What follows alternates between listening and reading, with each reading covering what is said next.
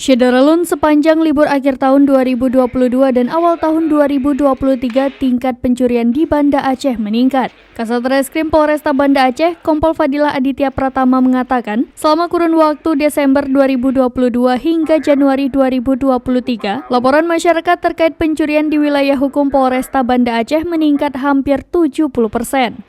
Hampir setiap hari pihak kepolisian menerima laporan tindak pidana pencurian, baik itu pembobolan rumah dan sebagainya yang mereka terima. Dan dari hasil penelusuran bahwa pihak berhasil menangkap 3 orang tersangka terkait kasus pencurian kios, toko kelontong, dan beberapa tempat lainnya. Bahkan, satu pelaku melakukan pencurian di 4 TKP. Dan saat ini pihaknya masih terus melakukan pengusutan terhadap pelaku. Masih ada tersangka lain dengan modus yang sama.